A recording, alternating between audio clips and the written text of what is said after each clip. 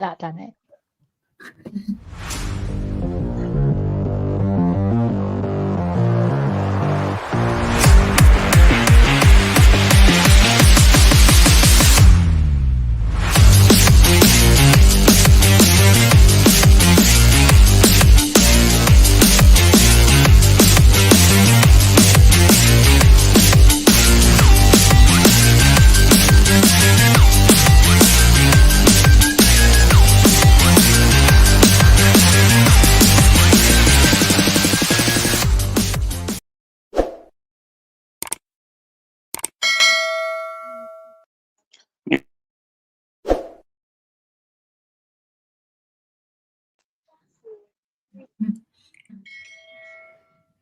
Good evening, everybody. We are back. How are we doing, Stu? I'm good, Chess. How are you, love? I'm good, mate. I'm good. Lee, how are we doing, mate? I'm good. Lee will be joining us tonight. Make sure, if you're new to the channel or you're here already, make sure you go check Lee Stay from TV out as well. He does some really good content. Much appreciated. How are we doing, Danny? Not too bad. Yourself? Yeah, I'm good, mate. I'm good, mate. Thanks for asking. Evie, how are we doing? All good. All good. Beautiful. Right, get through some of these comments and we'll get into Leeds versus Swansea. Hey up, Leeds Angels. How are we doing? Hope you are well. Smash the likes for our Jess. Let's get her to 250 subscribers. Fingers crossed. Absolutely, Leeds Angels. Bang on the money. Hey up, Jammy, mate. How are we doing? Hope you are well. Hope you are well. Make sure you're smashing a like on this video, subscribing to the channel if you're new. Get your comments in. If you've got any questions for the panel as well, we'd like to hear them. Big up to Jules for being in the house. Hey up, Jammy. How are we doing? Marcus, how are we doing, mate? Yes. Ding, ding, ding. Round one. Get over here, Scorpion wins. Hey up, Scooby, mate. How are we doing? Hope you are well. Jules. Right, so start off at Leeds, Swansea. Overhaul, Stu, performance, what did you think? Very good. In fact, exceptional performance. Now, at first, I thought Swansea did turn up, but you know what? I think Leeds made them look like they didn't turn up. I thought Leeds were in control from minute one. I just don't think Swansea offered us any resistance whatsoever. In fact, I was disappointed with Swansea. You know, you want to win, but you want to see a game of it, and they didn't even make a game of it. You know, it rolled over a lot of stick of the bellies, basically. They say they were a possession-based football team as well, Stu. It shocked me how much possession Leeds United actually had, to be quite honest with you. Yeah, do you want to start seeing 55% to 45% Leeds. That's a lot, isn't it? Considering Swansea were at home as well. What were your thoughts on game, Lee? Yeah, first half was all right. First half, yeah, good. Happy with result, mate, yeah? Yeah. Nearly got you 5-0 as well, didn't you? Yeah. Yeah. Yeah, I thought we had a good game. Danny, what were your thoughts on game? A demolition. As easy as that, is all you saying? Demolition? Yep. Demolition. Over to the lady in the house, Evie. What were your thoughts, mate? Oh, I loved it, but I completely agree with Stu in the fact of you want a game of football, and they didn't really offer anything. I thought that was a great analogy of rolling over and let us tickle the belly. Yeah, they just didn't offer very much at all. I mean, I don't know whether we're just been maybe a little bit complimentary of teams. You know, are we just that good, or are they that poor? You know, it's quite difficult now to see where we stop being good and they start being poor. You know, it makes you think, you know, had we have had this kind of tenacity a bit earlier on in the season, you know, could we have even been, you know, instead of back and forth between us, Ipswich and Southampton, you know, could we be back and forth with Leicester right now?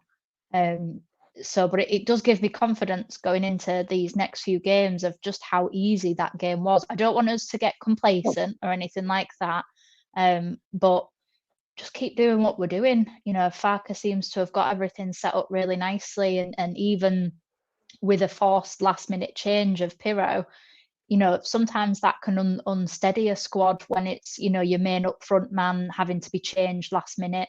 And it didn't look like it made any difference. I'm not saying that we played exactly the same as we would have with Bamford, but we were still, incredibly clinical, really, for, what we did exactly what we needed to do and made it look incredibly easy that, again, we were able to bring people off earlier than Fark normally does bring them off. So, yeah, brilliant game, but it did turn into a bit of a training exercise by the end of it.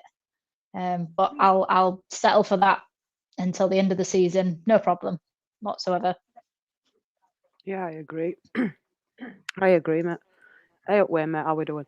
For me, probably the first half, what best I've seen Leeds play this season. The game we're done at half time, a bit like yesterday, what we did on Watch On with Ipswich. It just left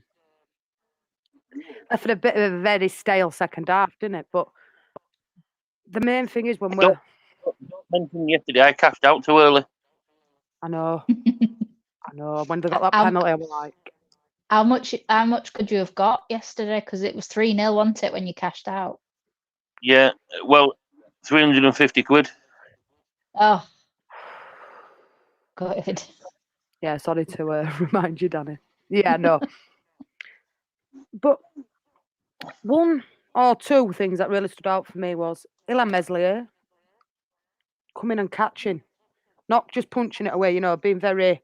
I don't know if that's because Perot's up front and it's different with Bamford. I'm not sure on that, his distribution-wise, but Wilfried Gnonto, for me, I think he took a rough ride of it. And now, you look at him and you think, he's coming good, isn't he? He's doing all right. It gives him a bit of a headache on Saturday, doesn't it, with Dan James and Wilfried Gnonto? Just thoughts on Patrick Bamford? Has anybody heard anything on Bamford at the minute? What's going on with him? I think it was a precaution, I think. Didn't want to play him and injure it even more, because when he was walking into the tunnel after the game, he seemed to be walking all right. There was no limp or anything, so I presume it was just precaution. Yeah, from what I've heard, it was, like Danny said, a precaution and more of a... Bamford said that he could play on, and Farker basically said, no, like, if you feel anything, I'm not risking it. And, and I think that was the perfect game to not risk him, because obviously Pirro had a dog in the fight in terms of, obviously ex-club. So it was a perfect game. Pirro had scored in the previous fixture as well against them.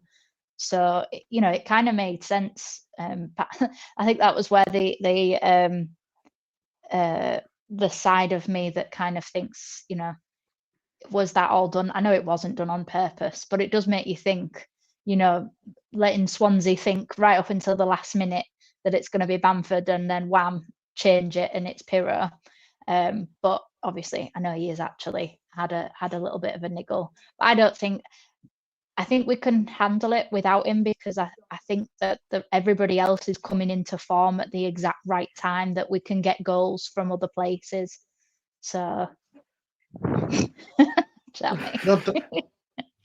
No, Danny touched on it a while ago. He touched on it with Ipswich, to be honest, Southampton. He says that some teams have gone too early. Maybe we've timed it perfectly right. Maybe it's the perfect timing, for finding form. And we're actually, I think we scored 7 goals in its previous 2 games. We were all criticising Leeds for not scoring enough. But you can't criticise 7 goals in 2 games, can you? I mean, the shots and the shots on goal ratio was so much better as well, even this game. We had 11 shots and 8 of them were on target. Yeah, and 4 went in the back of the net. So you can't really, that it is a really good stat to have. And our conversion rate has gone up, not by much, but it's gone up by 0.3% since the last time I looked. So instead of I think we were on 8.5, and now we're on 8.8, I think, conversion rate. So it has gone up slightly, but we've got so many shots that we have, with the most shots in the league. So we should, and yet we're something like 9th or 10th for conversion. You know, if we had Leicester's, which I think is like 11.8 now, you know, we'd have scored like 11 or 12 more goals than we have. So, you know, you're talking about annihilating people, and you're talking about, you know, just putting teams to bed. Like we have the last few games, we've put them to bed in order to not kind of allow, you know, we've been able to rotate because, and it's what I've said for, you know, like me and you, Jess, have both said our like one kind of disgruntlement at FARC has been the lack of rotation and things. But, you know, maybe that's been to do more with the fact that the forwards haven't been getting their job done up until now, you know, and putting teams to bed. We've been missing so many opportunities, and he wants to keep his best 11 on the pitch until the job is kind of done.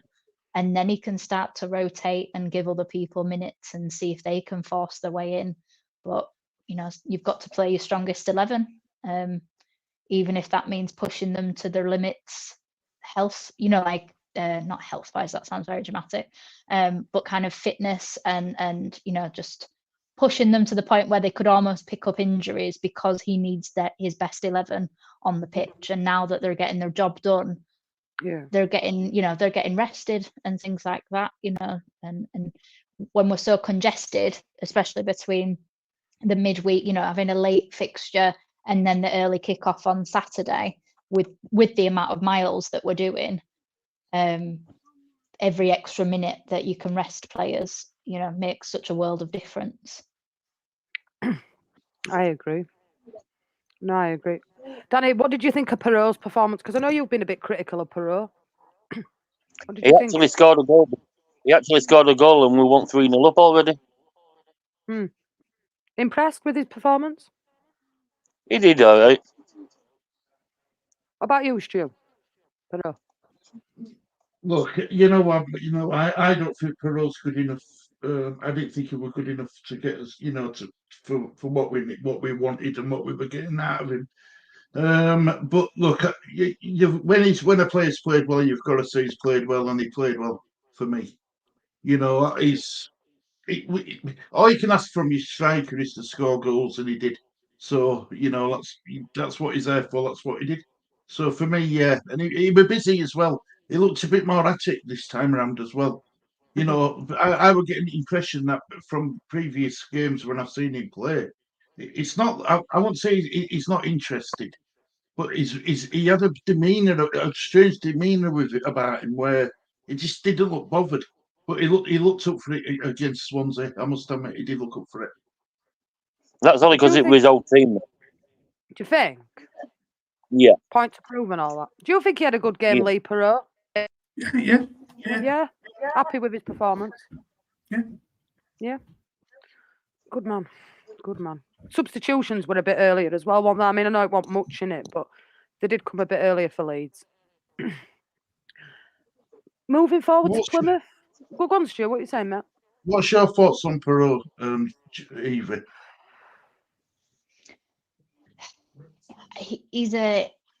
He's difficult really to pinpoint because he doesn't fit the system, but Farke's trying his best to, you know, there's lots of people in our team that don't fit the system. Firpo doesn't fit the system because he's a left wing back rather than a left back, but Farke has adapted his game in order to make him fit into the squad and has adapted what he's asking of Firpo as the games have gone on. I think the reason we've looked defensively better, even with Firpo on the pitch, is because he's adapted the midfield to make sure they know when Firpo goes forward, they have to slot in behind to protect him because he hasn't got the legs. So I think Farke will now that Rutter is in the 10, and that's, you know, he's got that position now.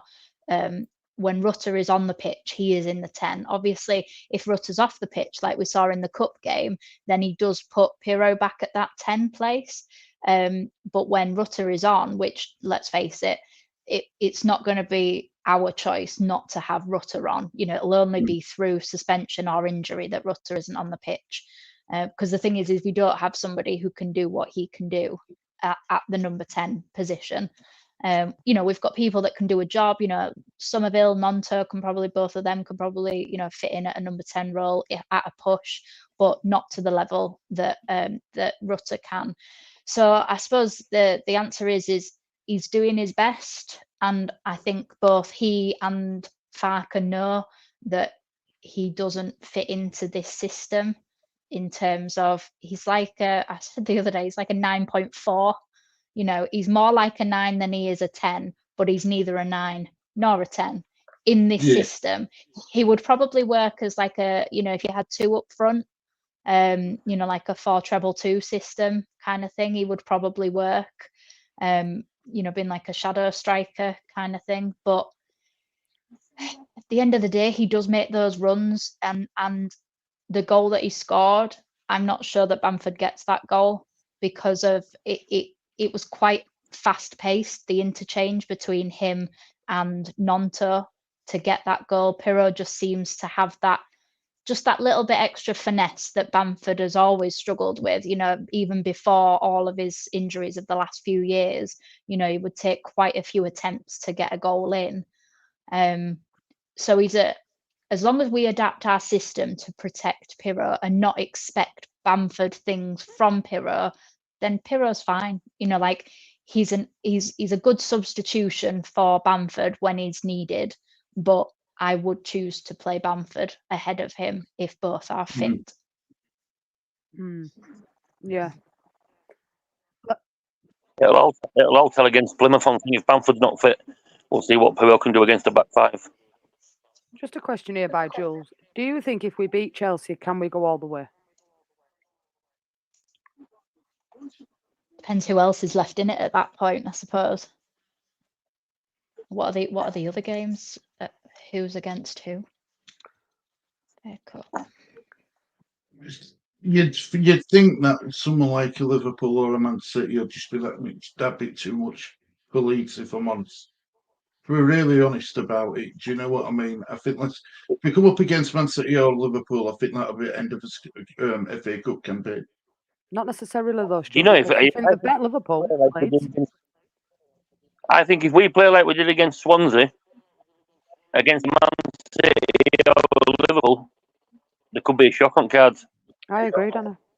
I do agree with that.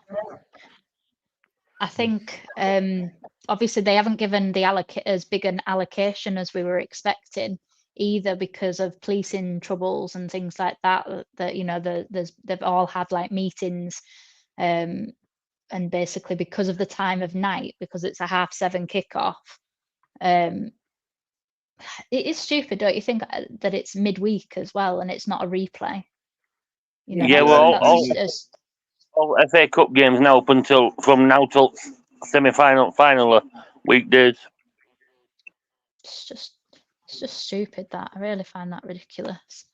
But just looking at like the, you know, Coventry versus Maidstone, I wouldn't rule Maidstone out of that, because Coventry have been very hit and miss this season.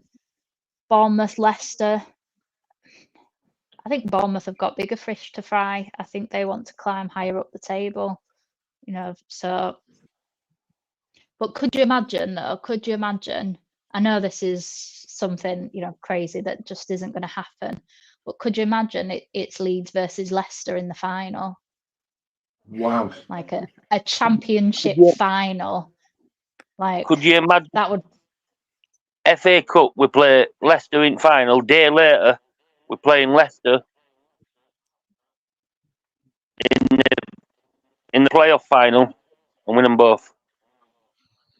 Yeah, I mean they'll move if we do get through. They'll move the playoffs for the FA Cup anyway, because they can't expect teams to play the next day, so that'd get moved anyway. But it would be mental, like it really would. If you know, we can dream. I'd love to do both, but my priority is the league. But I'd love to go as far as we possibly can. But I just don't want players to get injured. But I think they're less likely, ironically, to get injured at Chelsea, because half of that squad don't know anything about Chelsea, let alone Chelsea and Leeds history. So it's not good. They're not going to have that same dog in the fight kind of thing. Chelsea, I don't think anyway.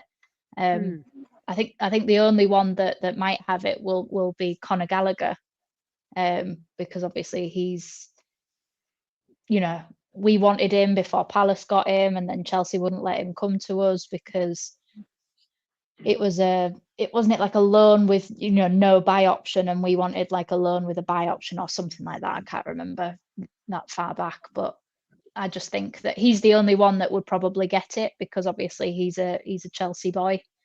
But I don't think the rest of that squad. Yeah, well, exactly. Ampadu, showing people, you've spent 220 million on players, to replace me, and I went to Leeds for 7 million. How much of an upgrade are they? Certainly not 200 million pounds. I could see him scoring. Upgrade. I could see Ampadu scoring a late corner header against Chelsea at winner. Yeah, exactly. How ironic would that be that Ampadu goes and gets the winner? I'd absolutely love that. If we beat, I'm glad we're not playing. Go on, Stu. I'm glad we're not playing Aston Villa, not because I think that they're a worse team, but because I think with the history between Leeds and Villa with John McGinn and players like that, I'm worried about men coming in a bit too hard on one of our players and injuring. Yeah, but I really think do. Yeah, I think so. No, I think Gruev would take him out of game himself. Well, I'm probably out playing. I think if we beat Chelsea and the draw's kind to us, we could at least get to the semi-finals. I mean, it's not a priority to me. It's a nice luxury to be in, but the league's bread and butter for me. What about you, Lee? Do you think we'll beat Chelsea, mate? Yeah. Good man. That's what I like to see. Optimism. Love your confidence, Lee. Right, there's a Southampton fan here. Get to this comment. Yeah, right, mate. Welcome in. You're fine in here as well, as long as you're respectful. We all respect each other's opinions. I'm worried about you guys, Southampton fan here. Anybody got any comments on that? No need to be worried about me, mate. I'm fine. I think we all have a right to be worried. I think it would be stupid, naive, and arrogant if we said that Ipswich are out of this now, because I know it was a poor Millwall team. I get that, but they still put 4 past them and didn't concede any. So we can't. That one made that word last night. Same thing. Don't No. And when Millwall come to us, they're going. They will come and try to play, because it's the nearest thing they've got to an actual proper rivalry kind of thing. So they will come and play, and it will be a nasty game. So we have to take every game as it comes, and not treat games as if we've already won them, and also not act as if Ipswich are out of it, because they're really not. If they I know obviously even if they win their game in hand, unless they score a ridiculous amount of goals, we're still ahead of them on goal difference. But this is where goal difference might actually come into it this season, especially between us and Southampton. There's not that much. There's 10 goals, but the other day there was only 4 goals between us both. So, it doesn't take a couple of games, and that can be a massive swing. So you imagine if it's goal difference and all those chances that we've created and not converted into goals.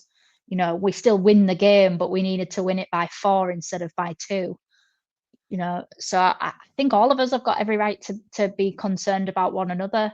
If we carry on going, to be honest, Leicester have got to be concerned, because they can't take their eye off the ball either. I know that would take a ridiculous, turn in fortune, but it's the Championship. Weird things can happen at this point in the season when pressure starts piling up and complacency creeps in and things. It would just be funny. I'd still think they'll get top 2 regardless, but it would be funny if we managed to get the title, and Leicester finish second after being top of the table for pretty much the entire season. What about you, Stu? Do you think we can do it? Well, there's 14 games to go. Mhm. 42 points 42 points to get. I don't see why we can't go on a really good run with the fixtures we've got coming up. We've got Plymouth. That's going to be. I think Plymouth's going to be a difficult game. I really do. Leicester at home. I don't. With Leicester. I don't fear Leicester. I really don't fear. I respect Leicester, but I don't fear playing against them. And then the rest of the fixtures: Huddersfield, Stoke, Sheffield Wednesday, Millwall. We should be daily games. We should be winning. So I think the problem Leeds United have got is I think that despite us, if we win the majority of our games, I think Ipswich will win majority of theirs, and I think Southampton. We don't know about Southampton now. Let's see how they bounce back from the first defeat. But Leicester as well. I think they'll win majority of the games. So I still think it's all to play for. My money's the safe money's on playoffs, but I do believe now, and I have come round to the idea that why can't we go up automatically? Why can't we do it? We can do it. We can. We've got the squad to do it. So, and we've definitely got the manager to do it as well. I agree. I mean, look, Stu, we play Plymouth on Saturday, which is an early kick-off. We get the 3 points there, fingers crossed.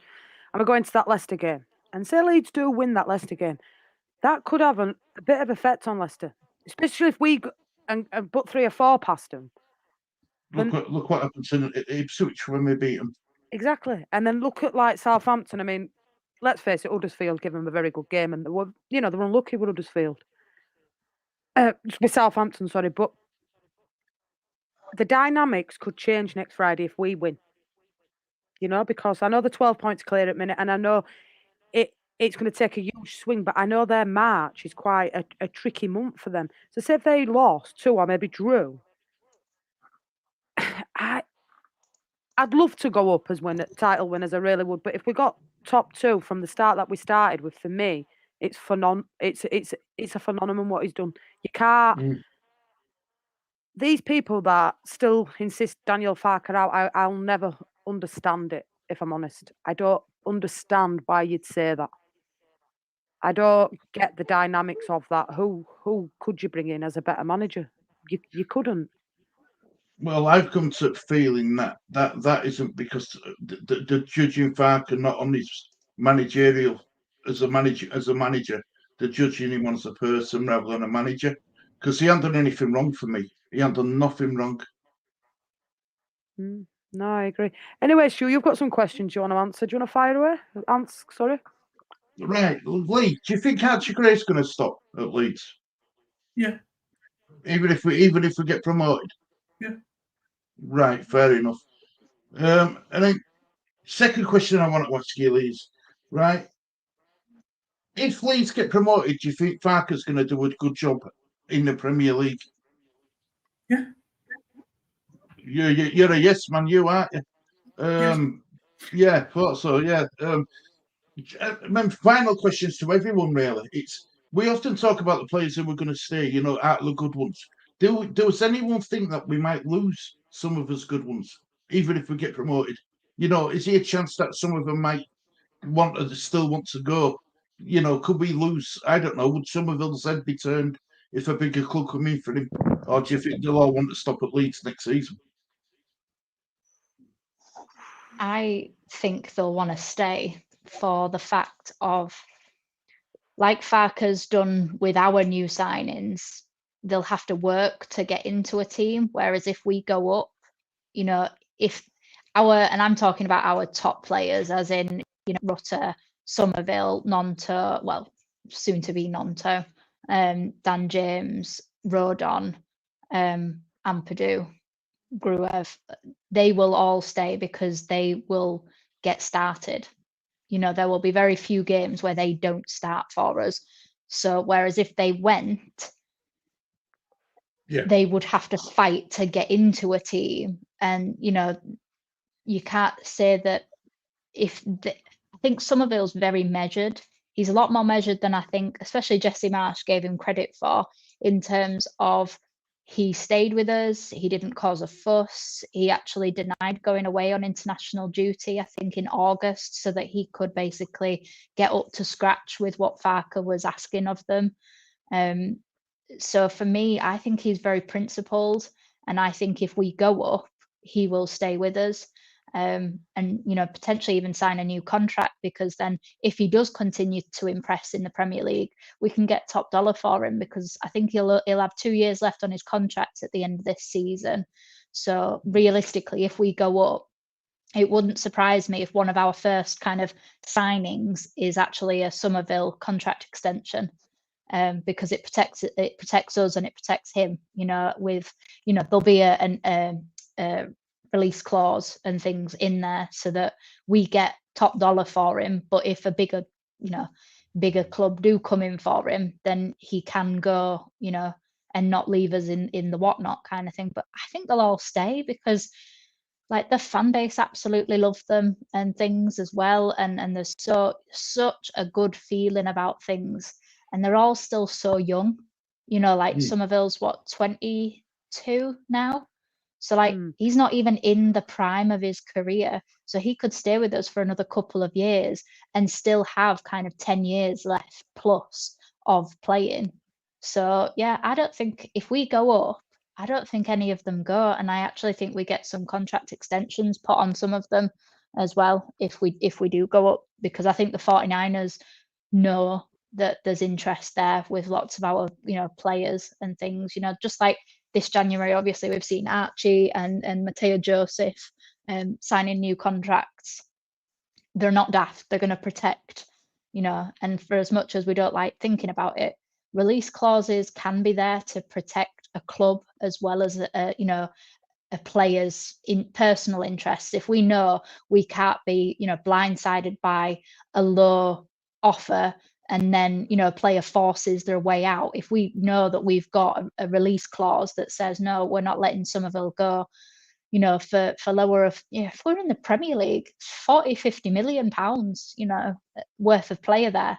But it depends if we're in the Premier League. If we're in the Championship, you're probably looking 20 million for him. But if we're in the Premier League, you can at least double it, because that's what being in the Premier League does for you. It just adds a load of extra numbers onto your price tag. So yeah, long-winded answer, but yes, I think they will stay. I don't think anybody will go unless we want them to go. What about you, Danny?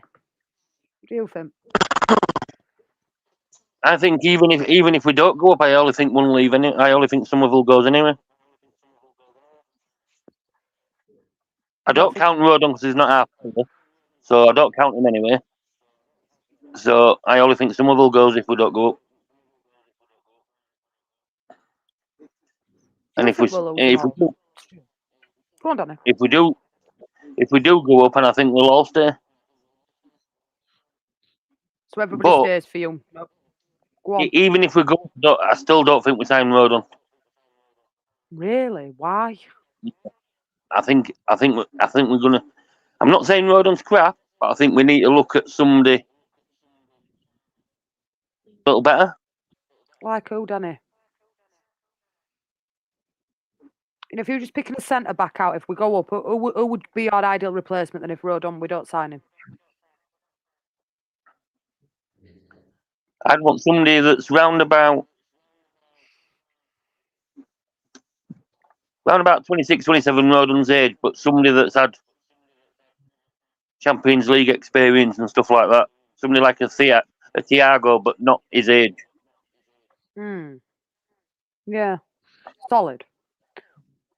Or we could go for Virgil van Dijk from Liverpool. You might get Virgil van Dijk from Liverpool where it's going at the end of this season. I only think that we don't get Rodon for one reason and one reason only, and that's Daniel Levy. How much is he going to demand from Leeds to buy him? Because his surplus to requirements down at Tottenham is that I've spoke to a few Tottenham fans now, and he is genuinely surplus to requirements. Not even Big Ange wants him. So it's there's news going around today. News going around today that we could get him for 10 to 15 million pound, but only if we go up. Yeah, I'd snap him up for that, Danny. I think he's worth that.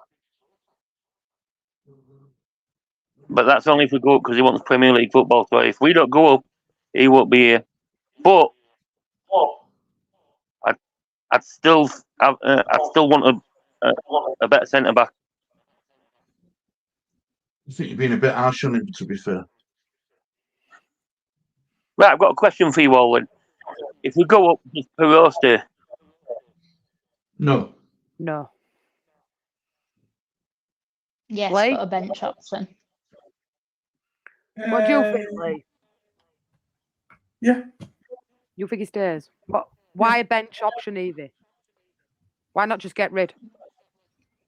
Because I think we'd lose money on him, in all honesty. I think he needs some playtime in the Premier League for us to recoup that money. I don't disagree that he's not a long-term option for me, unless Farker goes and another manager was to come in and utilise him by changing the system.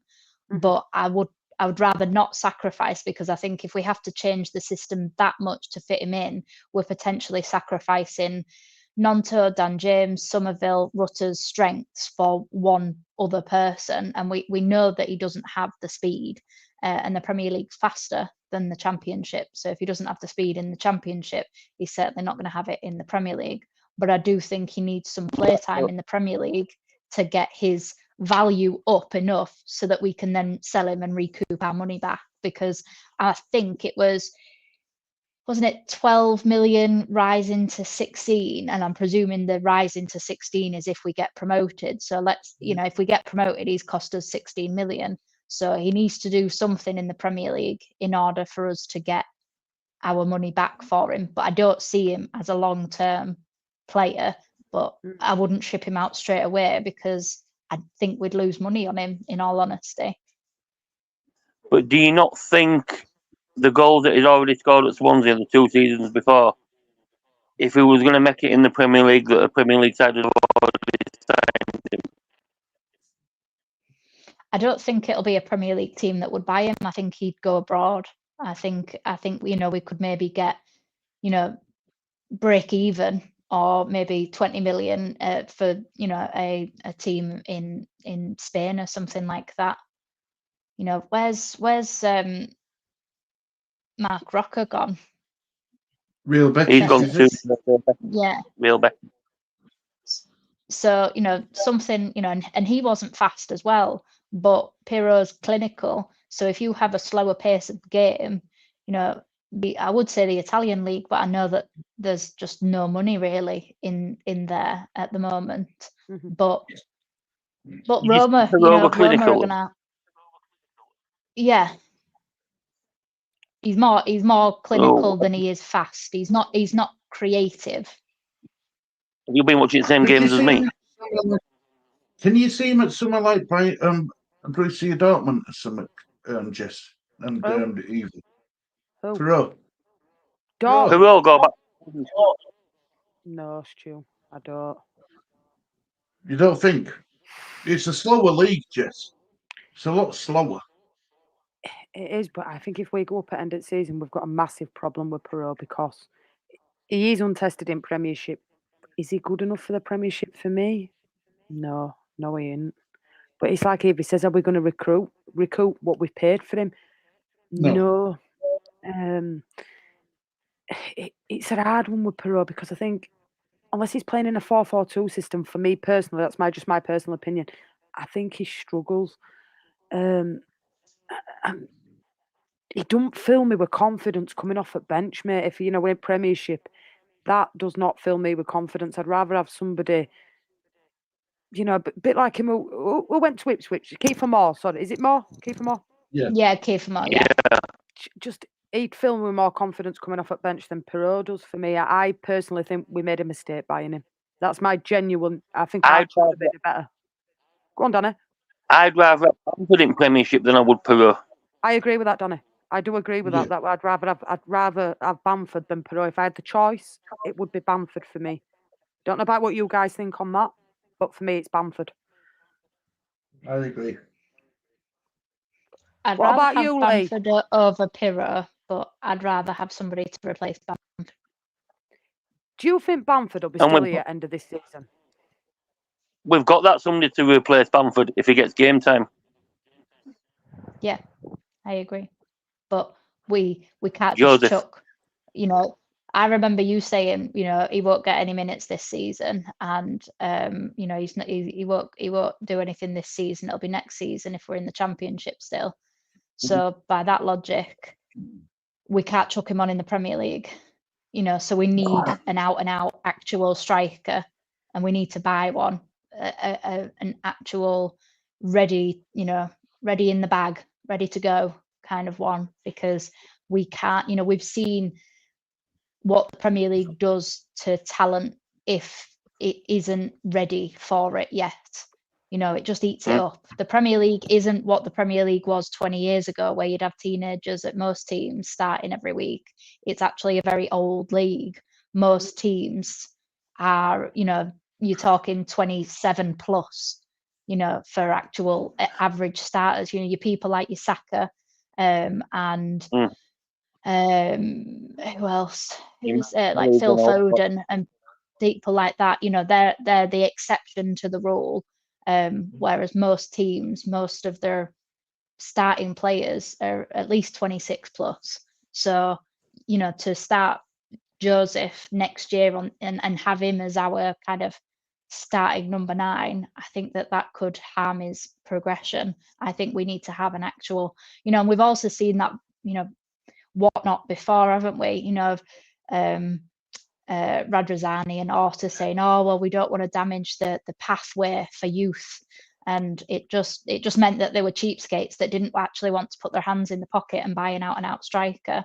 So for me, Bamford's your backup, Joseph is your backup, and you need another actual out and out number 9. It's a So shame. your choice, your choice if you go up is Bamford instead of Pirlo. Yeah, I would play Bamford instead of Pirro, but I wouldn't sell Pirro yet because we won't get our money back for him, and it's pointless starting the new kind of new Premier League journey on a negative FFP kind of thing with him. I also think that I'd send him out to buy. yeah, Sending him out on loan be an option at end of season. Pro. Yeah, I don't disagree. Scooby's saying here, Pro cost us now. We don't go up without Pro. End of. How we were doing before he arrived, we were scared of shooting. Anybody got an opinion on that? We're still scared of shooting. Still scared of shooting, yeah. We missed Morgan's thing. But earlier on when Evie said he's clinical, he scored 11 goals. If he'd have scored all the shots that he's had this season, it'd have been on 29 goals now. Wow. But if you think about it, that's actually not that many shots considering how many games that he started. You know, how many has Somerville missed? How many has Dan James missed? How many has Jorginho missed? You know, they've all missed. You know, and most of those times, well, exactly. And most of that time as well, it's only the last few games he's been playing in a number 9. He's been playing in a number 10 before that, and it's your number 9 who's supposed to get you most of the goals. So I disagree with you there, in all honesty, because he's been playing out of, you know, he's not been in the box, he's been running from deep. So to get that many goals, playing and being as slow as he is as well, I think that's incredible conversion rate for him as a player. It's a shame, you know. Yeah, I admit that, but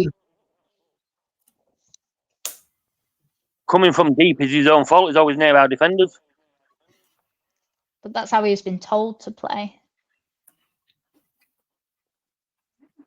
Well, if that's how he's been told to play, Daniel Farker's meant to be playing him how we played at Swansea.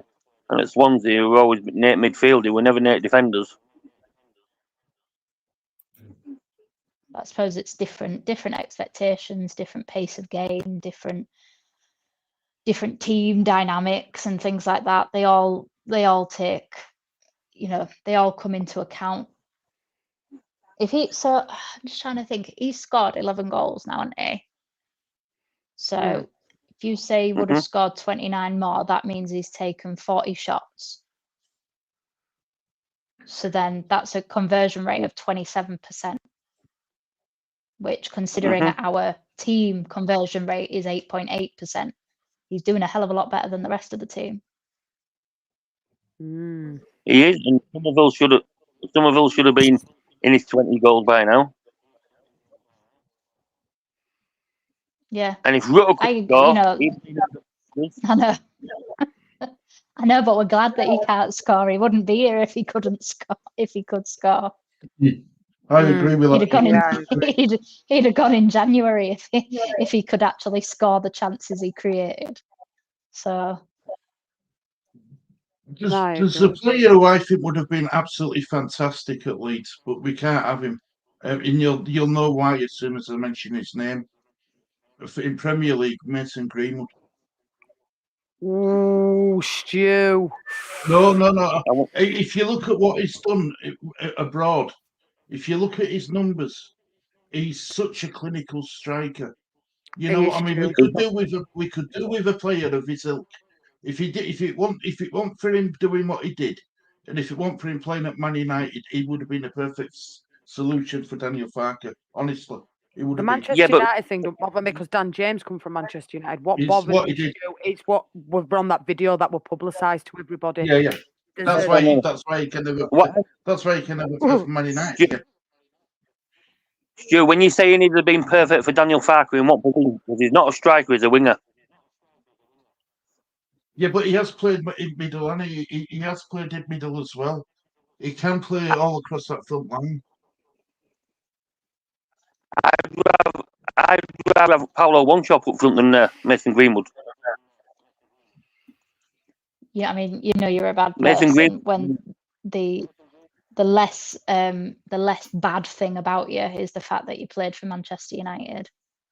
Yeah, I know that, but yeah. But you know, someone like him, someone who's a fearless striker. We need someone who's not frightened of shooting. We need a fearless striker at Leeds. We do. I like him that went to Italy that used to play for Villa. What's his name? He played for England as well.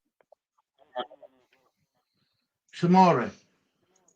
No, striker-wise. Is it Roma? Is it Roma, isn't it, who you're on about? Yeah, what is his name? I can see him. Yeah, I do know what you mean. Yeah, he's at Roma. He's injured in here at minute as well. Evie's checking up now, look. Yeah, I'm just trying to see because I'm trying to remember. Lee, who would you rather have in Premiership, Bamford or Perot? Probably Paul. Perot. Yeah. Not wrong with that, lad. How much money Tammy do we Abraham. get No, Tammy not Abraham? That's it. Yeah, that's right, Tammy Abraham. Bang on. Yeah, Danny. I agree. He's from Chelsea. Is he on loan from Chelsea, or is he actually a full signing for them now? Full signing, mate. Full signing. Scooby's got a question here. How much money do we get if we go up? It all depends because first place gets so much, second place then gets something else, and then playoffs gets something else.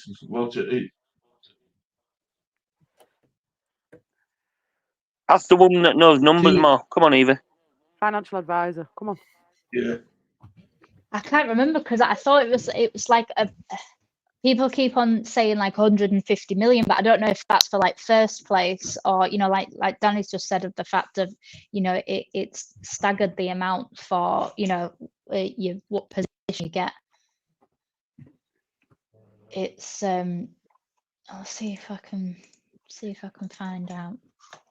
All I can say is, how do you feel when Paddy handball in hand and we have a penalty? And how do you feel when Cheek has ball in his hand and we have a penalty? Not more to say. Do you know what? I'd actually now, with Bamford being on the form that he's been on, actually give Bamford the penalty.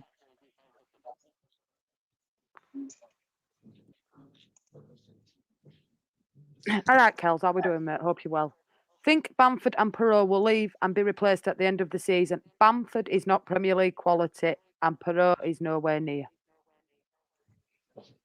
Yeah, but saying not Premier League quality, he played in the Premier League and was he the second day striker or third day striker when he played in the Premiership? Bamford. Yeah, but he's come back into a bit of form. I'm not doubting that at all, but that was 3 years ago. He's aged 3 years since then. He's had 3 years worth more of injuries since then. It was behind closed doors, which a lot of people say as to why he had such a successful season is because he didn't have the pressure of the crowd there. It was basically a training exercise every day for them. So I'm not trying to just argue for the sake of arguing, but there's a lot of factors as why I don't think he'll ever reach those numbers again. So for me, we've spent 3 years. Well, I think he'll still make a good Premiership striker if we need him. Yeah, I wouldn't get rid of him. I wouldn't get rid of him because I don't think who would you get? You're not going to give him to another Premier League team, are you? To either sell him or on loan. And the Championship teams wouldn't be able to afford his wages. So what would be the point? We might as well get the use out of him. Mm-hmm. Well, I'm just reading an article here. The EFL Championship prize money. It says the prize money on offer in the Championship from Championship to Premiership is competitively little. It's small, but it's all made up with all TV rights and all that. But apparently, if you win the league, the prize money for winning going up in first place is £100,000. In second place, it's £50,000. But then you get all the TV rights revenue money and stuff like that, and then it goes on to say that the lowest ranked team in the league is set to earn £100 million in one season in Premier League. Wow. So That's that'll be team. Do we need more clinical strikers, Danny? Yeah. Yeah, you agree with Kel's on that? I But agree. finding the clinical striker for the price that Leeds are going to be paying for players when we go up. Leeds aren't going to be going out and spending 50, 60 million on a player. They're going to be going out and spending 15, 20 million on a player. I agree with that, Danny. I agree. Harry, you little belter, go away. Would you have Jose Mourinho at Liverpool? No, Harry, I wouldn't. And stop being a belter. Well, thank you for joining us. Gruev was written off. Look at him now. I agree with that. I never wrote Gruev off, though. No, I don't think anybody wrote him off. We just never see him, did we, at the time to make a judgment on him? There was a lot of people saying, though, Yeah. I remember at the time, I wasn't one of them, but I do remember lots of people saying, why have we just wasted 5 million on this player? If Farke's never, and this was in the height of December when Farke wasn't rotating and we were losing and things like that. People were saying, well, why have we just wasted £5 million in the Championship on this player? But, Farke's proven as all kind of wrong in the fact of, everybody just seems to be hitting their stride at the perfect time. Obviously I don't wish Strauch injured. I love Strauch, but you imagine if Strauch gets injured in October, November time, and Gruev hasn't had any actual minutes, and Ampadu isn't the complete player that we know that he is, and everything like that. Everything seems to have happened at a time where we've got the backup for that player. You imagine Dan James going off injured in, again, November time, and Nonto's nowhere near the levels. He was still coming back from injury himself at that point because he'd got was it the Millwall game where he went off injured, I think, because they'd absolutely battered him, and the ref did absolutely nothing as always. Can I just answer Kel's message here? Right, second and third season, nothing. It was out injured for most of it, so no wonder he didn't do nothing. I don't think we could ever change Kel's opinion on Patrick Bamford. I really don't. I honestly think even if he got 20 this season and won the goal to get us promotion, I still think Kel's would want him to go. I think she's very set on her opinion with Patrick Bamford. For me, I think he's done very well since he's come back into the squad. And I would give him a chance in Premiership, Kells. I really would. We're not going to go back find a to where we were striker at. that plays. We're not going to find a striker that plays like Bamford straight away. We're going to have to get one and bred him in, and I don't think Pirlo's that player to do that. No, I agree. I don't think that's always been the problem, and that I think that's what, me from like my own personal opinion, always found so frustrating is the fact that he was so frustrating because we played better as a team when he was on the pitch, but then he would miss chance after chance. And we win as a team, we draw as a team, we lose as a team, but you always remember the misses of goals. We conceded so many goals in last season that we don't remember the goals that we conceded, but we do remember the goals that we didn't score. So that's why I think there's so much hype around Bamford in like a negative sense, is the fact of we remember those goals that he didn't score. But he's not to blame. They're all to blame. But the club as a whole is to blame. Why? Do you not think, Kels, it's bygones be bygones with Bamford, though? Give him another chance. You also look at the amount of rubbish that he was going through on a personal level, people turning up at his home and making his fiance and newborn child, feeling vulnerable in their own home. I mean, that's absolutely disgusting. And anybody who thinks that that's okay to do is a vile human being, and I want nothing to do with them, and I don't want them anywhere near our club, because, you're not a football supporter if you're going and doing that. At the end of the day, it is a game. I love it. Absolutely. And I get incredibly invested and passionate about it, but it's a game. Nobody's actually, dying because of these results. Nobody's actually getting hurt because of these results. Our emotions and mental health are probably getting a bit of a beating, but they're footballers at the end of the day. It's a job, and they're not doing great. Yeah, and especially his young baby getting threats and his dog getting threats. That's just disgusting. And you're not a football fan if you're doing things like that. So if you've got that in the back of your head, as well as been, like Danny said, being on the back of been 2 years pretty much non-stop injured, 4 managers in a year, all of this chaos, it's not really conducive as a striker, being able to kind of get into the zen moment and score those important goals, is it? So we've got to be compassionate with him. I'm not saying that he didn't drive me up the wall, because of course he did, but you just got to, it's done now, isn't it? I blame us playing Aronson over and over and over again. I blame us playing Harrison over and over again. They are just as much to blame. Like Aronson kept Nonto out of the team. Aronson, who cost us 8 million per shot on target.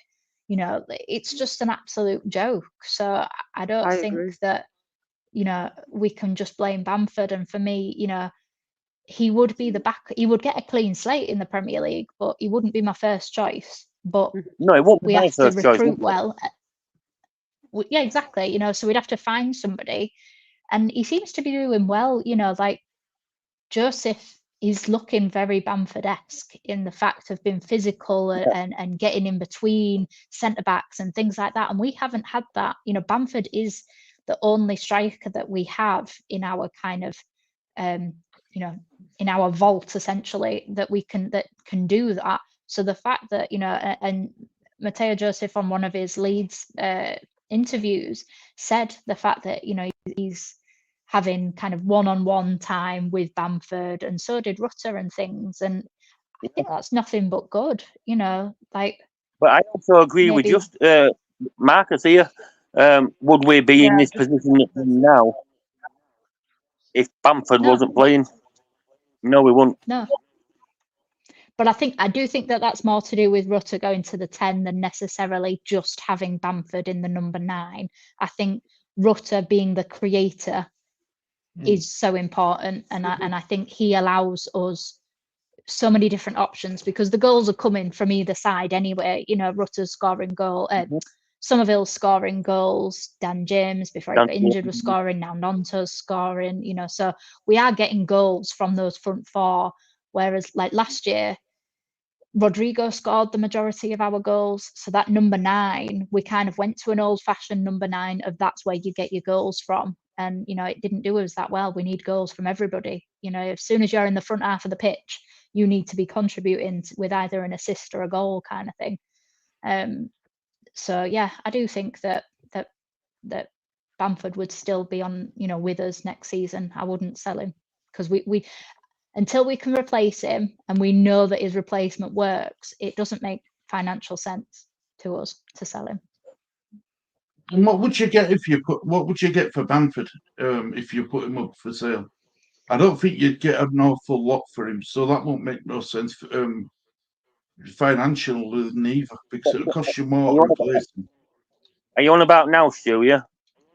Yeah. I think we'll get back what we paid for him, which was 7 million. Yeah.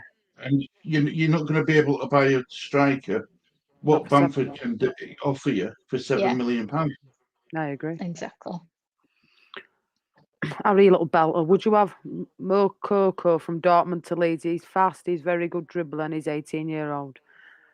Yeah, Daddy would take him. I don't like Coco.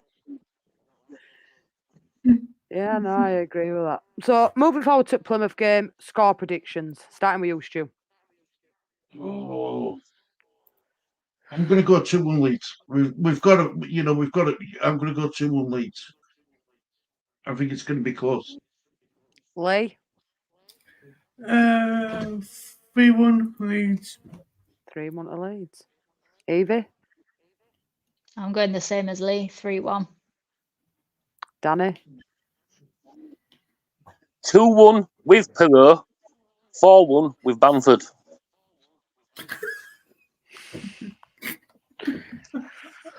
And I'm going to go a 2-1 win to Leeds. In fact, no, stuff it. I'm going to do a Lee. 5-0 Leeds. 5-0 Leeds. I'm going to clip that and put it on an edit. I'm doing a Lee. 5-0. But it's got to come in sometime, and what's it been like then? And then we've got a massive game on the Friday at Leicester. How does everybody see that one go? Because that is a massive game. Would you take KP back if he goes up for sale? No, he's injury prone. I don't think it's super fast. KP does not get in this team ahead of Ampadu or Gruer for me. I agree. No, I agree, Danny. Yeah, he's not been exactly convincing as it is start at West Ham, Stu. Let's be honest. No, West Ham fans are overly happy with him at the moment neither, but there we go. He's not match fit. He's just not match fit. He hasn't played enough. He hasn't played enough football to be match fit. He's not match fit, so it'd be a risk. I wouldn't take him back personally. No, I really wouldn't. Do we think this is? Do you think this Byron's last season at Leeds, or do you think he'll be given another opportunity next season? Byron. Yeah. I think he'll be let go at the end of this season, me. Yeah. Now it all depends. It all depends if we buy another left back. All depends if what, Donny? Sorry. If we don't buy a left back. If we don't buy a left back when we're going to the Premiership, I think Byron will still be here.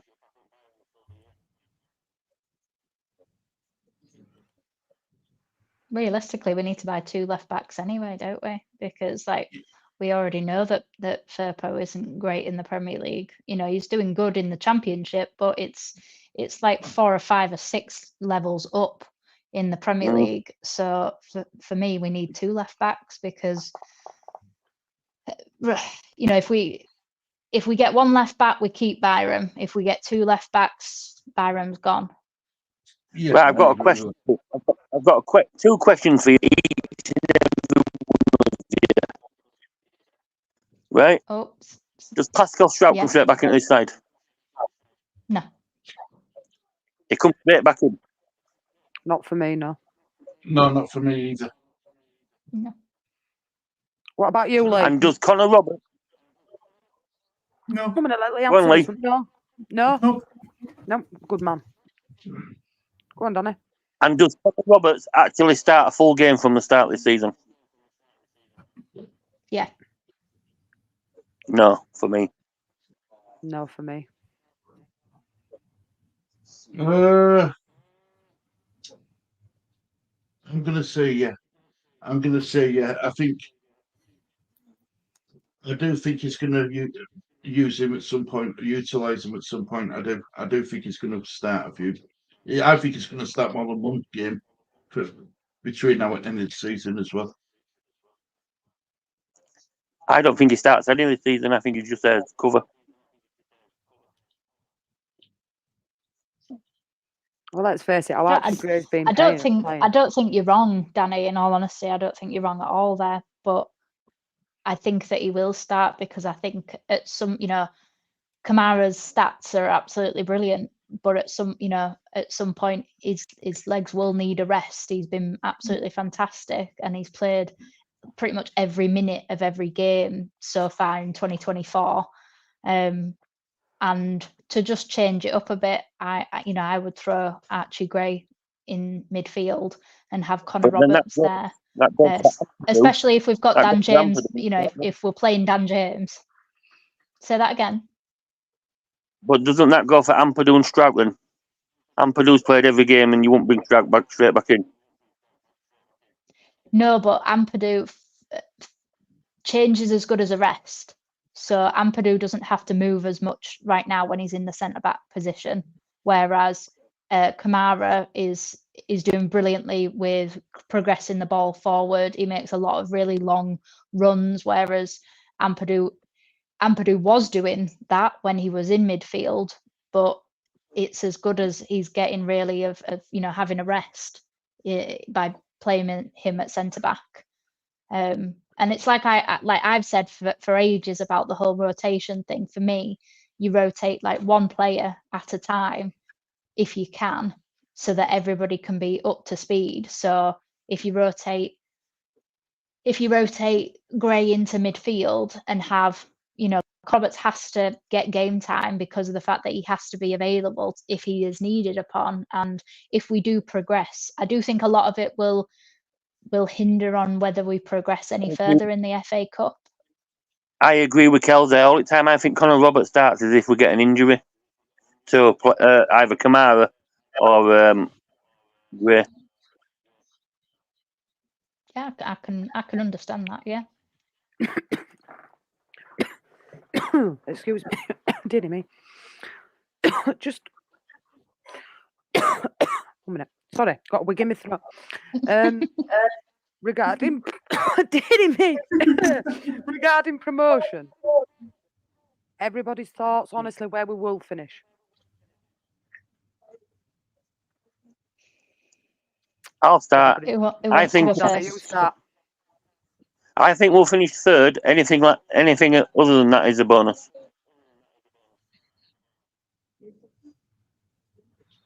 Evie? I think we're getting second. Lee? Second. Good man. Stu?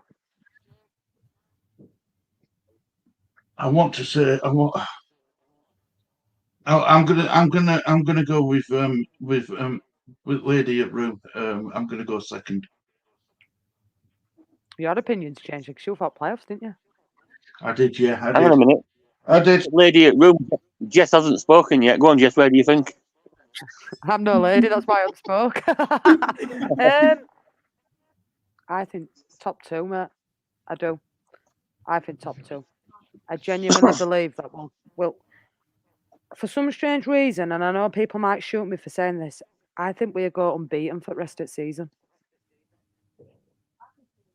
I don't know why, but my gut tells me that there's been a swing. And I think the swing favours Leeds. I think there's going to be a game where we expect to win and get beat 3 or 4-0. No, that's why Danny. No, I've just got that feeling. There's going to be a game that we expect to win and we're going to get beat 3 or 4-0. And I've got a funny feeling that's Huddersfield. Because Huddersfield are scoring goals at the minute and playing football. And I think they could be the team that actually turn the result round.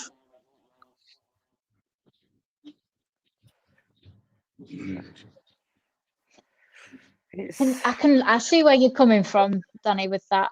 But the teams where they've scored against, Southampton notoriously haven't had a good defence. And who did play yesterday? Sunderland Bristol. also haven't been great. No, they played Sunderland yesterday. Mm. Who did? Southampton bet Huddersfield. Bristol bet South. Yeah, Huddersfield had Sunderland yesterday, and Southampton lost to Bristol, didn't they? Yeah, And then it was Huddersfield Sheffield. scored in the last minute, though. Huddersfield scored in the last minute. No, they scored in the 37th minute. Yes. Well, on mine, it's at 87th minute. Just remember, you've only got one good eye. When I look, Are you sure you're not thinking of another game? Because their games they've scored early on. The previous one was Sheffield Wednesday, where they did win 4-0, but it's Sheffield Wednesday. I think you're thinking of no, I think you're thinking of I think you're tired. might be me. I think you're thinking of somebody else who played the other day. I do agree with this though, Leeds Angels. Hull. I think that. You know, I got You watched the team. The team I think is Coventry. Coventry.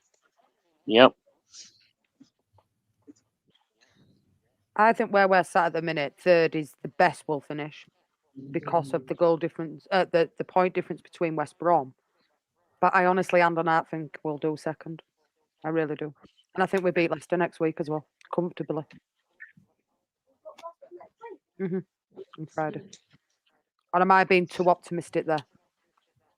No, I agree. I said the same on Joe's the other day. I said that, I just have this feeling now that we seem to have cracked the low block team by having Rutter in the 10.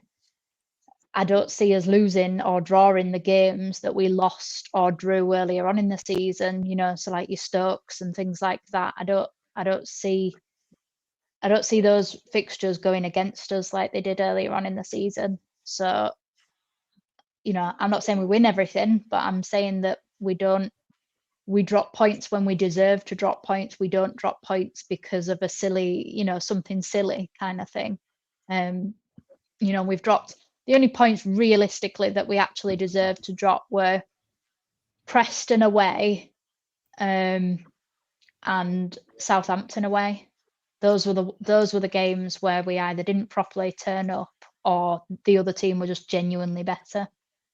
Now, do you think we deserve to drop points at Southampton because we didn't turn up, or do you think we deserve to drop points because we didn't play Rodon?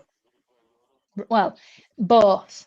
At the end of the day, if a team scores 3 goals in 35 minutes of football, you don't deserve to win that game because you shouldn't be allowing 3 goals past you in 35 minutes. Strout was playing at right centre back, which he can't do. Would they have scored the 3 goals if Rodon?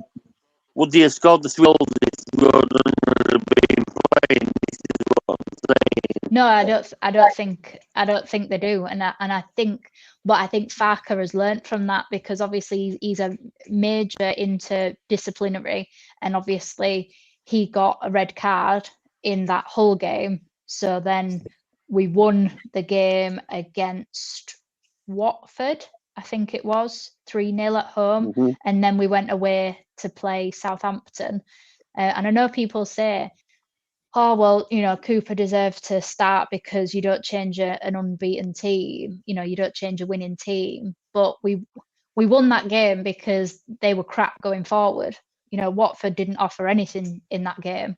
So for me, Cooper wasn't tested in that game. Had Cooper played really well, defensively, actually really well, fair enough. But he wasn't tested in that game before. Rodon got sent off. You say you don't change your winning side. Meslier got sent off. and we played Mohican man in goal. But he got taken out as soon as Meslier come back. But he was in a winning side.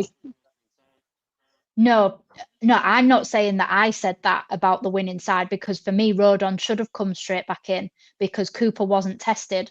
So it wasn't that we were defensively incredible. It was that Watford didn't offer anything going forward.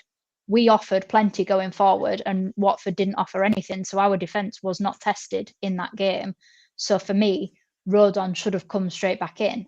So I'm not defending Farker and saying that he made the right call. I think he made the wrong call, and I think he made the right call with Meslier, because you shouldn't punish the team for one person's behaviour. He served his 3-match ban. He comes back in because he is our best option. I'm not saying he's the best, but I'm saying he's our best option in goal. So for me, Farker learned. I agree with them. But this is what I'm saying. Some people think, oh, Rodon was right to be left out because he got sent off. But this is what I'm saying is, when Meslier got sent off, he comes straight back in. Rodon didn't. Yeah, and that's what I'm saying, is that Farker learned by that. Farker has learned a lot about his own management style this season with us, because he maybe, if we don't lose to Southampton and then Rodon does come back in or whatever the following game, maybe Meslier doesn't come back in then in January after he serves the 3-match ban. But for me, he saw the effect on Leeds when he stuck to his principles, realised that actually the best thing for the team is to have Rodon back in, and therefore the best thing for the team is to have Meslier back in. So he kind of had to push his own personal principles aside, because what's best for the team is having the best players available on the pitch. And that's why Spence left as well, because, you know, he didn't like his attitude, so he got rid of him and said, well, sod it, Gray's doing as good a job as you can do.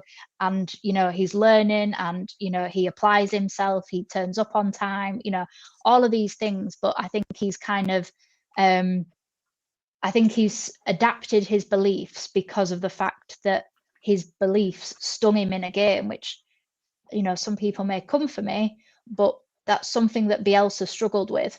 Bielsa probably would have doubled down and probably would have not got let Meslier back in because of that fact, because they're both very principled men, which is something to be greatly admired. But football, unfortunately, doesn't always admire principles. It admires having your best 11 on the pitch. So I think he has learned that sometimes you have to say, sod the principles, I need my best 11 out there. Side before self. Yeah, exactly. I agree that Daniel Farker worked unbelievable hard to change his principles. Do you know? Do you think I'm going to give him a plum. He's going to get a bell. Do you know why he got rid of? Do you know why he got rid of Jed Spence? No, I didn't think he did. Yeah. Do you think they'll go unbeaten all season at home? Late, yeah. For me, it's true. I'm messing about with you. Who's that to Stu? Everybody. You're not going to like my answer. I'm going to say yeah.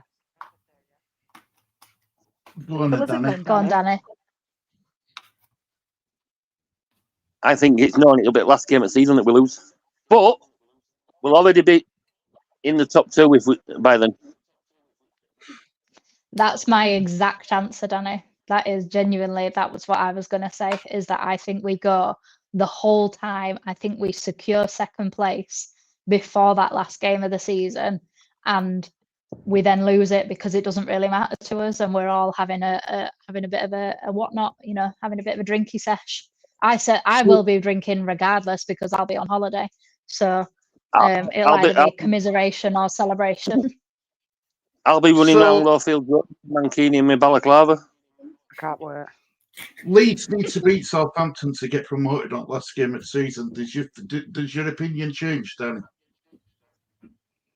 Oh yeah, no, I still think if we need that, if we need that, we win. In my opinion. You think we'll get beat? You think? Danny? I think we get beat.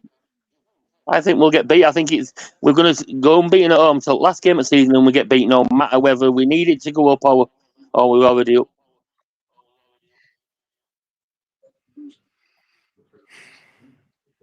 I still think we'll stay unbeaten all season. I don't think we get beat at home. I think I said, that I think we can go unbeaten, but that is my my only thing is that I think if we've secured second place, I think we let it slip on the last game of the season. And to be honest, nobody will give a damn. Absolutely nobody will give a damn. If we are already in second place and we can't do anything, we can't drop out at any point, nobody cares. It's just going to be a mad party. I'm absolutely devastated that I'm away because we desperately wanted tickets to go there I'll be on the last day. I'll be thinking of you, Evie. I'll be in 30 degrees in Tunisia with a cocktail in my hand, so it'll be fine. I'll struggle through. But I'm sure you'll be able to watch it on a bar somewhere over there. Yeah, probably Fulham Man United. We take the dongle with us because we're obsessed. Say that again, Danny. You know what I mean? Evie will be in a pub in Tunisia and it'll be full of Man United fans. Evie will be only one there with Leeds shirt on and Leeds winning. Evie's dancing down Tunisia. Absolutely. Absolutely. Listen to Outfit News. The little woman causes grief in a pub in Tunisia. Riot and everything were called in. I mean, Kel's got a question here. Do you think Meslier will leave if we go up, and do we need a better goalkeeper? I don't think he'll leave. Squad goalkeeper, but we do need a better goalkeeper. For the Premiership? Yeah. Yeah. I agree. I think he's more likely to go out on loan than Pirro is. I think because I do agree. I think we need a better goalkeeper because we have a good defence in front of him right now, so he's not facing that many shots. He's still making some saves, which I'm very pleased at because in the beginning of the season we had an okay defence and he wasn't making the saves and he was conceding every goal that we conceded on target. So I do think he has. In the last game, did he not scare you when he come out for that ball and stopped? Yes. Yeah. Yeah. Although I was thinking of. I was watching it and I'm thinking, he was shouting at the telly. Yeah, he was shouting at the telly. Because we were only 2-0 up at that point as well. So, they get that goal, then the whole game dynamic changes. And this is why I think that we need 5. We need 3 in every game because that's the only time. As soon as we get a third, I I can sit back and actually enjoy the football. Up until then, I'm sat on the edge of the sofa, kind of rocking backwards and forwards, just getting flashbacks of games from last season when we were, winning and then we, drop points and stuff. So, but I do. Don't you think though his distribution in terms of long kicks has improved quite a bit since the beginning of the season? Yeah, I do. Do you not know as well? Instead of him throwing it out, he's rolling it out to players now as well. Yeah, I've noticed that. But, you know what I mean? But I'd hate to be sat on Evie's sofa then when if Meslier comes. She'd be like that. She'd be rocking. It'd be like she's in an asylum or something. She'd be like. Oh, it was awful, and when Kamara did that back pass to Meslier in the Rotherham game, oh my God, the language that was coming out of my mouth was absolutely horrendous. You blame Meslier for that, or do you blame Kamara for that? I know I blame for that.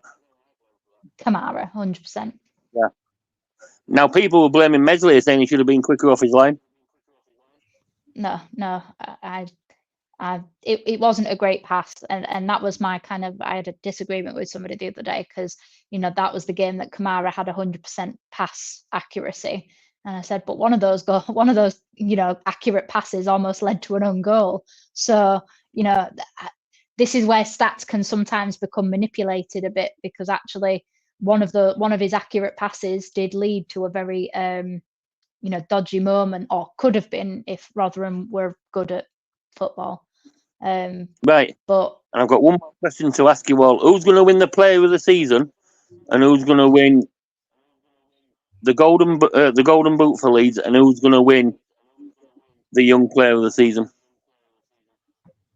Now, when I say Championship young, or Leeds.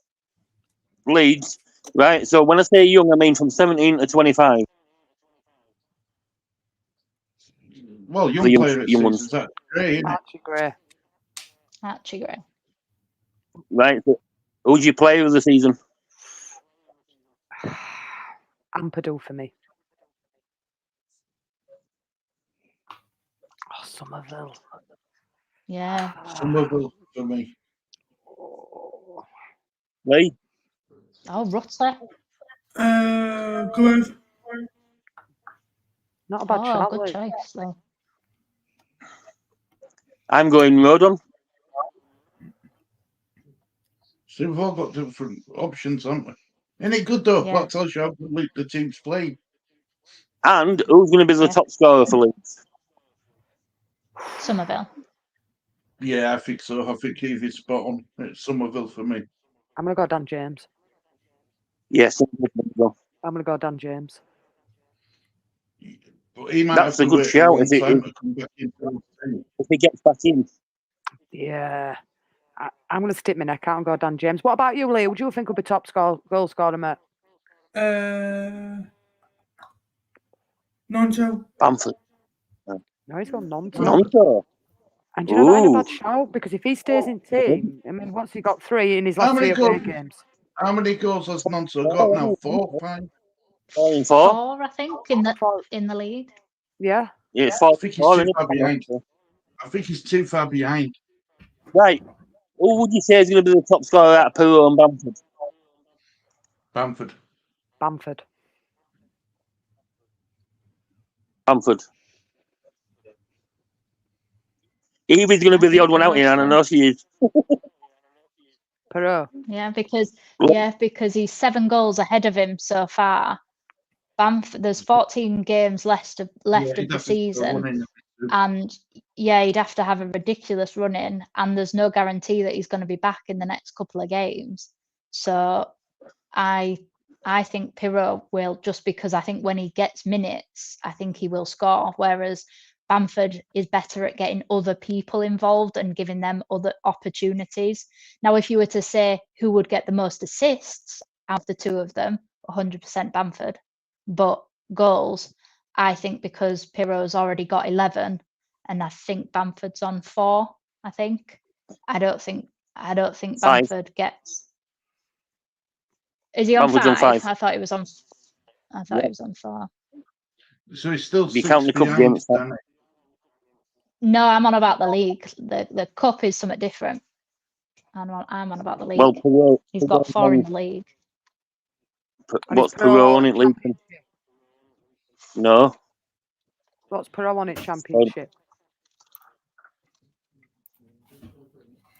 Do you not think Daniel Farker has to take a lot of credit from where Leeds United are, though? No. Yeah. Not just the players, Farker as well. I think he wins manager. Yeah. I think he wins manager of the year. I agree, Dana. I me think too. they're going to give it to Maraska. I really do. But he's had a different situation. got a Premier League squad. Yeah, but that's what we'll say about us. How many goals has he got, Lee? 11. 11. Yeah, are they all league or the 7 cup ahead as of well? him already. Are they all in No, league, they're all Lee? league. Yeah. Yeah. He's scored the cup as well as Pirot. I'm sure he has. He were on 10 and he scored the other day to make it 11, Danny, didn't he? Yeah.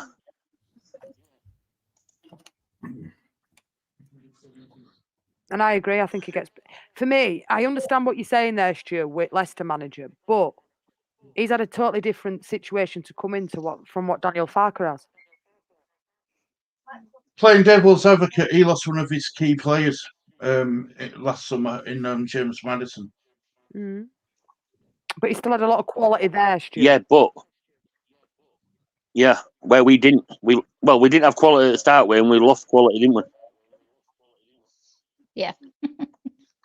A lot of. But I suppose it unearthed quality players that we didn't actually appreciate that we already had in Somerville and Nonto and Rutter and things like that. You know, if other players stay, if Jack Harrison, Sinistera stay, for instance, Somerville, Nonto, Dan James don't have the season that they're having. So thank you, Rats. We've appreciated your assistance in leaving the ship. Now, if didn't go to the club and stayed here and played, would we have seen as many goals as we have out of some of them? Depends if he stays fit. If he doesn't, which let's face it, so far this season he hasn't really for Bournemouth. For Bournemouth, he hasn't. He's just been up bench. I think it would be a good deal that's- for Leeds getting rid of him. Yeah, me too. Sinisterra. I think we did well there, because now our books will read just as good as Southampton's and Leicester's. Well, maybe not as good as Leicester's, but definitely as good as Southampton's. Because we've got 45 million alone for Sinisterra and Adams from Bournemouth. So is he I going to think- play a game I this think season that anyway, we, Tyler? He's injured in it till what, May? March, May? Something like that. March, I think so. Yeah, they've paid 25 million and they've had 25 minutes out of him. £1 million a Tyler minute. Adams played for Bournemouth yet. Yeah. He hasn't He played for played in the Bournemouth yet. Yeah, he Did he? played in the cup. Yeah, 25 minutes in the cup in a cup game. Carabao That's Cup the most, earlier on. Right. most expensive footballer cup, if you think about it. Yeah. £1 million a minute. Wow. Crazy, Gosh. isn't it, Stu? Hey, at That's a least bit he's like done well. That's a bit like John I was Kevin just about to Augustin. say that, Danny. I was just about to say that. Oh, yeah, that were a bad buy, wasn't it? Like, how much money we ended up having to fork out and pay him in wages for the contract that he had and stuff. And just my Still last costing question us to because we're everyone. still fighting it. Really? Do you blame? Yeah, we're Yeah. still fighting it. Wow. Do you blame the club for the signing, or do you blame Orta for the signing? Both. Yeah, both. Yeah, both, I think, as well. I think you're right. Because it was Orta's signing, but Radrizzani gave him an open checkbook, as we saw time and time again. So it's Orta's fault, but it's also the club's fault. Open checkbook. You give him the keys to the club. Never mind the open checkbook. Yeah, well, exactly. Look how well that turned out for all of us, including him, to be fair. Exactly. Yeah, look how Sevilla are doing now. They're shocking out that they're right at bottom. Yeah. They are absolutely shocking. In debt. debt. They've had to get rid of a few of their players in January window as well. I know a couple have gone over to Saudi. Rakitic, I think, one of them. Thing is if Radrizzani sells us at the end of 21-22 season, he stays forever in our good books because we're still in the Premier League. He got us back there. He gets a hell of a lot more money for us than he did, this year. Yeah, when we finish, But unfortunately, he should have sold us then, but he still would have been okay. We would have still said you've sold at the right time if he'd have let us go the season after in the 21-22 season. Because we were still in the Premier League. So, yeah, I think that he made a mistake. I think his what's that? Eyes were too big. What's that saying? Eyes are bigger than like, belly. Yeah. Eyes are bigger than. Because he wanted more money and he didn't want to give it up. But unfortunately, he lost a load. He took a gamble and he lost it. Instead of making a wise business decision and thinking, "Wow, that was close. Let's get out right now because I can't do that again." And he knew he couldn't do it again. Financially wise, he's not big. He's not big enough to run a Premier League team. Yeah, he didn't have the funds to do it. So no, if you haven't got the funds to do it yourself, don't you? Exactly. Yeah, I agree. If you haven't got the tools in place and you can't financially fund it, you should have got out while the going were good instead of doing what you did to Leeds. But the good thing about Leeds United now is we're in a good place, Danny. You have to admit now we're in a very good place. Yeah, like me, without lass, I can't afford to keep a breathing, so I need to find something. What was the mean to your lass? Red card for Danny. She got £260 out. I think she did not. Well, so you should, for all grief you give it on here. She puts up with you, Danny. That's more than enough to She qualify needs for that amount of money. 2.6 million putting up with you. She should be getting paid £1 million a minute for putting up with you, mate. I tell you. Yeah. I'm gonna ask Jess and Evie now, right? The way I talk about our lass, if I was with you and I spoke about you like that, what would you do? Be a clap. Slap. What You if get you were to swung. speak about your missus like that in front of us? Yeah. No, but I if will do I it was, for you, Oh, yeah. Scooby. Scooby, I will do that for you. I will do it tonight. Because her team sheet reading were fantastic. And big up to Renee for coming on the other day. She was brilliant. Really good. Rennie, you need to do them audio books because I could just go to sleep listening to that voice. I will do. I one, know. Scooby, I for you. absolutely love her voice. I could listen to her all day. She could read the phone book, and I'd just be like, in heaven. She's got like the female equivalent of like a Morgan Freeman voice. You know, just one of those voices that you could just listen to, and yeah. So You want to get a copyrighted channel, though, just so no one else can take it. Yeah, isn't it just Mm. poaching? Hey, wait while Evie starts her channel up, she'll be like, Rennie. Hey, I'm going to anyway, get ready to do an intro for me. You're watching a disabled team with Stuart and Lee. I'm going to get her to do something like that for me. oh God, yeah. Do it. yes. Definitely, that would be brilliant. So last question before we get off. Next 2 games. What we saying? I'm going to go 2 wins. Me. 2 wins. Stu? A win and a draw. Lee? 2 wins. Good man. Danny? Don't we have Huddersfield before Leicester? No, is that play after Leicester Leicester? Friday. After. Right, so I'm going to win and a draw. Win and a draw. Evie? 2 wins. So I think we're all about on the same border, but the future looks promising for Leeds United. We can say that, and I honestly think we'll get top 2. People might shoot me down dead for that, and I really do hope that Bamford's injury ain't as bad, and we've got Bamford up front. We're consistent till the end of the season, and that will do me just nicely. Has anybody else got anything to add to that before I wrap this one up? I'm out tomorrow, so I'm going to miss the press conference, so I won't know. So somebody's going to have to let me know tomorrow about Bamford. Yeah, Well, we're going to discuss it on Lee's show, Danny. We're going to discuss it. Yeah, so just getting on to that as well. Lee will have a show out tomorrow, midweek live. Is it 5:30, Stu, you've scheduled it for? So if you could do the lovely thing of coming over. Stu, do you want to just whack Lee's handle in chat before we get off on this one, just so people know where to find him as well if you're new in chat? But we will be doing a midweek live tomorrow, me, Danny, Lee and Stu over on Lee Statham TV. So if you could come over and join us, it'd be really appreciated. You know, get your thoughts in chat. Just keep it clean. That's all we ask on Lee's channel is you just keep it clean. But please, if you could do us that small favour of, you know, coming over and join us for that, that'll be a nice show to do. So I'll wait for Stu to whack this handle in here as well. I'm trying to find it. No, Can we knock Evie's channel in there as well? Because it's coming up towards March and people can start getting ready to Evie, get yours in there as yeah. well. So people know where to find you. I think I've found it. So I found on electoral roll she's in Selby. I'll give you a street name later. if people want to go over, that's Lee's handle there. Oh, you got it. Thank you. I found it. Check that. Evie, do you want to put yours in before we get off? So people obviously know where to find you as well when you start up in March. I'm looking forward to it. I'm not on signed on YouTube.